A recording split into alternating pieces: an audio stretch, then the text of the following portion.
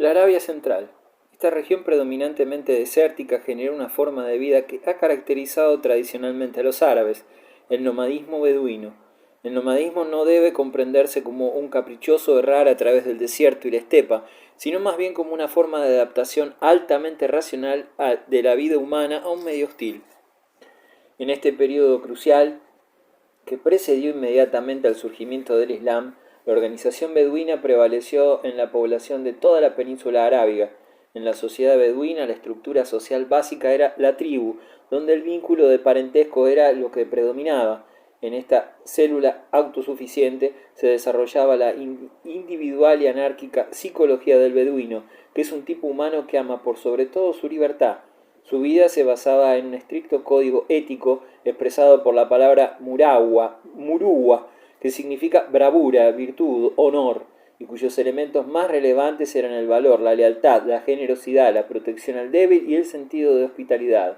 En este arquetipo de hombre reside el antecedente histórico de las futuras órdenes caballerescas que la épica árabe legará al mundo occidental. Modelo de héroe y caballero preislámico, el beduino iba a ser inmortalizado a través de las famosas colecciones de poesía llamadas Mu'alakat, colgadas en los muros de la Kaaba, específicamente en la obra de Antara, quien personificó entonces las cualidades más estimadas de los hijos del desierto. Si te cubres con velo ante mí, sabe que hábil soy en vencer caballeros con coraza. Alábame por lo que de mí sabes, que soy de amable trato cuando no se me hace injusticia, y si se me hace, mi réplica es acerba, amarga de sabor como el gusto de la tuera. Yo he bebido mucho vino tras caer la calor, pagándolo con reluciente moneda, acuñada en ocre vaso, estriado, emparejado con brillante botella, a la izquierda tapada, mas cuando bebo solo consumo mi dinero e íntegro queda mi honor, sin mella, y al pasar la embriaguez mi liberalidad no disminuye, son, cual sabes, mi nobleza y caridad. Cuántas veces a marido de beldad dejé por tierra, silbando sus miembros, cual comisura del labio hendido.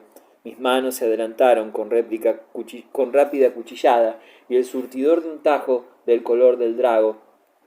¿No has preguntado a los caballeros, hija de Malik, si ignoras lo que de mí no sabes? Nunca dejo la silla de mi rápida montura, recia, por turno herida de campeones. Unas veces se destaca en las cargas y otras se une al tropel de los antesados arcos. Dígate quien me vio en las batallas, cómo acudo a la guerra y rehuso los despojos, a cuántos campeones cuyo encuentro desplacé a los guerreros, ni dados a la fuga, ni a rendirse, mi mano sirvió rápido golpe, con una recta lanza de recios nudos enderezada. Pasé con ella, rígido, sus ropas, pues ni el noble es respetado por la pica, y dejélos presa para fieras que, tomándolos, mascaban sus hermosos dedos y muñecas. De cuánta amplia, espesa cota rompí las junturas, con la espada a más de un famoso campeón de derechos de presta mano para el juego en el invierno, que hacía quitar muestras a los taberneros, reprobado al verme ir en su demanda. Mostró los colmillos, no por cierto sonriendo, avanzando el día, habría de verle, cual teñidos de índigo, mano y cabeza, habiéndolo alanceado y luego pasado por un templado sable de claro acero cortante, a un héroe como un árbol con vestidos, calzado de cueros de vaca y no mellizo.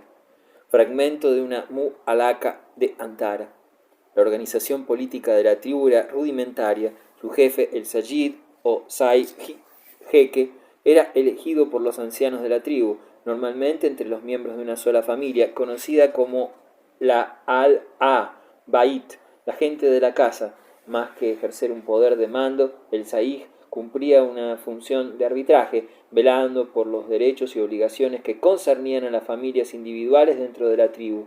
Era asesorado en sus funciones por un consejo de ancianos, símbolo de la sabiduría, denominado Mailis, cuyos miembros eran cabezas de familia y representantes de clanes dentro de la tribu.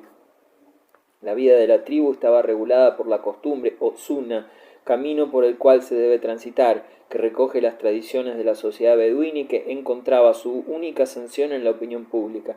El sentido de justicia estaba inspirado en la antigua ley del talión, ojo por ojo, diente por diente.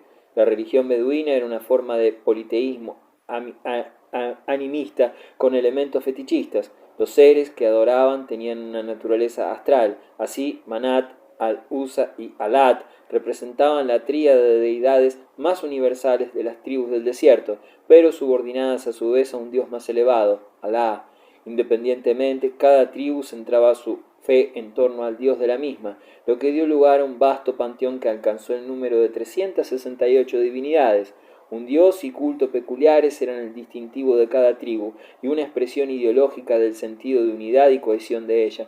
Además de estos dioses, se creía que hombres, animales y objetos con ciertas cualidades superiores estaban poseídos por criaturas intermedias entre el hombre y la divinidad, llamados jinns o genios, a los cuales se atribuían las epidemias, enfermedades, impotencia en los hombres, la esterilidad de las mujeres, la locura y otros males. Los acontecimientos históricos que caracterizan a los 2 siglos anteriores al surgimiento del Islam son denominados por la historiografía árabe los días de los árabes, Ayam al-Arab, nombre con que se designan las disputas entre las tribus nómadas por el ganado, los pastos o los manantiales de agua. Estas continuas reyertas han llegado a nosotros por vía erudita o legendaria, llenas de una fantasía poética en forma de narraciones épicas que la memoria popular ha mantenido viva por muchos siglos. La situación de guerras tribales continuas representa desde un punto de vista político y sociológico la imposibilidad de superar el particularismo tribal e individualismo beduino y de concretar una forma de organización política superior. La única excepción la constituyó el reino de Kinda, que floreció a finales del siglo V y principios del VI en Arabia septentrional, donde la estirpe de Aqil al-Murar estableció un efímero poder monárquico sobre varias tribus. El reino de Kinda representa el primer intento de unificación política en la zona. Su recuerdo aún perdura en la poesía árabe. Nómadas ya establecidos fundaron poblaciones con un grado social más desarrollado, como Medina, Taif y la Meca. Entre estas, la ciudad de Al-Maka, la Meca, iba a alcanzar la mayor relevancia histórica. La ciudad está situada en la zona del Hiyaz, en el entrecruce de las rutas caravaneras de la península. A partir del siglo V fue dominada por la tribu de los Quraysh, uno de cuyos hombres, llamado Qusay, procedente del norte, redujo a la tribu Husa y tuvo la habilidad de convertir a la ciudad en un importante centro de peregrinación, al lograr reunir las principales divinidades de los árabes en un solo santuario, la Kaaba. Según la tradición, Adán habría construido la primera Kaaba o casa de Dios, posteriormente destruida por el diluvio. El santuario habría sido reconstruido por Abraham y su hijo Ismael, quienes habrían empotrado en el ángulo sudeste del templo la piedra negra traída por el ángel Gabriel. Esta piedra era venerada en forma especial por los beduinos del desierto. Los Quraysh dominaban el comercio de caravana de toda la península, constituyendo una especie de aristocracia mercantil de negociantes, banqueros y comerciantes. A su vez, en las proximidades de la Meca surgió cierto número de ferias, destacándose la de Ukaz. Incorporándose a la vida económica de la ciudad, contribuyeron a extender su prestigio e influencia al resto de la península. Hacia la segunda mitad del siglo VI, una serie de cambios hicieron necesario recurrir a la difícil pero tranquila ruta que desde Siria descendía a través de Arabia Occidental al Yemen, a cuyos puertos llegaban navíos desde la India. Egipto, con cierto grado de desorden, no permitía un paso alternativo a través del Nilo y el Mar Rojo. Por otro lado, la ruta por el Éufrates al Golfo Pérsico, favorecida siempre por el comercio entre el Mediterráneo y el Lejano Oriente, se hallaba obstaculizada por el conflicto constante entre los imperios bizantino y persa. Toda esta situación llevó a un crecimiento comercial de la ciudad de la Meca. Es imposible pensar en la Meca en otros términos que los del comercio, pues era su única razón de ser. Originariamente se había desempeñado como un centro de comercio local alrededor de un templo religioso y paulatinamente se convirtió en un gran centro comercial de carácter internacional. Es decir, la ciudad de la Meca disfrutaba de una privilegiada santidad religiosa que iba estrechamente relacionada con sus actividades comerciales. Cualquier intento de reformar el sistema existente o rebelarse contra él hubiese ido dirigido tanto contra el comercio como contra la religión. Es en este contexto donde nació el profeta del Islam, Muhammad, Mahoma. Mahoma y el Islam. Mahoma. Aunque existen discrepancias con respecto a la fecha exacta de nacimiento del profeta Mahoma, Parece seguro que este acontecimiento tuvo lugar en la Meca hacia el año 570, llamado el año del elefante, debido a que el abisinio Abraha intentó conquistar la ciudad para controlar el comercio de caravanas, montado en un elefante a la cabeza de su ejército. El profeta nació en el seno de una familia acomodada. Sus padres, Abdalá y Amina, pertenecían a la tribu de Quraysh y al clan de los Banu Hashim. Abdalá murió antes de su nacimiento, quizás durante un viaje comercial fuera de la ciudad de la Meca, y Amina falleció cuando Mahoma tenía 6 años, encargándose de su cuidado su abuelo paterno, Abdel Muttalib, y después su tío, Abu Talib. Aunque ambos se preocuparon del muchacho con afectuosa solicitud, la infancia del profeta parece haber sido triste debido a su situación de huérfano. La vida de Mahoma antes de la predicación es poco conocida. Sus biografías o sira poseen un carácter anecdótico, por lo que tienen solo un valor histórico relativo. A los 25 años se puso al servicio de una acaudalada viuda, Adilla, con quien contrajo matrimonio más tarde. Siempre sintió por su mujer un profundo cariño. Mientras ella tuvo vida, no tomó otra esposa. Adilla le dio 7 hijos, de todos los cuales vivió solamente una hija que le dio descendientes, Fátima. Mahoma ejerció el oficio de mercader y caravanero hasta que recibió el primer mensaje de Dios en el año 610. En este periodo sobrecogió a Mahoma una crisis religiosa, entregándose a prácticas místicas y ascéticas. Nada se sabe sobre el proceso mental que a ello lo condujo, ni cómo ni por qué se decidió a abandonar el paganismo mequí. Es cierto que sus obligaciones comerciales y sus viajes le hicieron tener contacto con mercaderes, viajeros y esclavos cristianos, sirios y abisinios. Se sabe que había una comunidad cristiana al sur de Hiyaz, en Najran, y 2 tribus árabes cristianizadas en los márgenes nororiental y noroccidental de la península, como también tribus árabes de credo judío en Medina.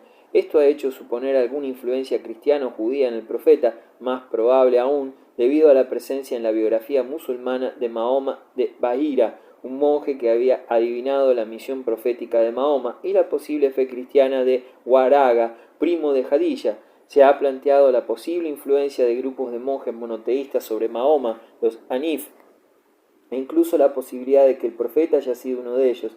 La historiografía occidental ha asumido diversas interpretaciones en torno a los elementos que hemos aludido. Sin embargo, no parece haber nada que defina con seguridad el origen del monoteísmo de Mahoma. Ibn Ishaq, el biógrafo más antiguo del profeta del Islam, nos menciona una tradición en la que él mismo, Mahoma, relata la primera revelación mientras se encontraba en una caverna del monte Hira, en las cercanías de la ciudad de la Meca, donde acostumbraba ir a meditar. Una noche, mientras dormía, apareció Gabriel con un paño de seda en el que había algo escrito y me dijo: «Lee». Respondí: «¿Qué he de leer?». Entonces me apretó de tal modo con el paño que creí que era la muerte. Luego me soltó y dijo: «Lee». Esta escena se repitió 2 veces, sin que el profeta dejara de preguntar qué es lo que había de leer. Entonces el ángel Gabriel recitó los 5 primeros versículos de la sura del Coágulo. «Predica en el nombre de tu Señor, el que te ha creado al hombre de un coágulo. Predica, tu Señor es el dadivoso, que ha enseñado a escribir con el cálamo, ha enseñado al hombre lo que no sabía».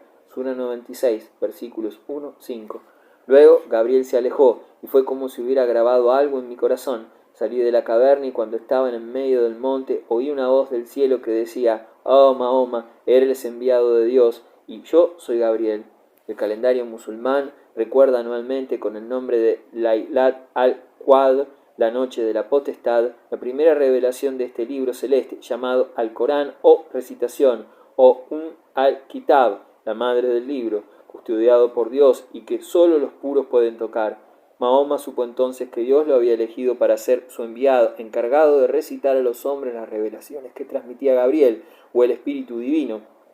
Estas revelaciones fragmentarias, agrupadas más tarde, constituyeron el Alcorán, expresión de la propia palabra de Dios, cuyo texto se presenta simplemente de esta manera, como un dictado sobrenatural registrado por el profeta.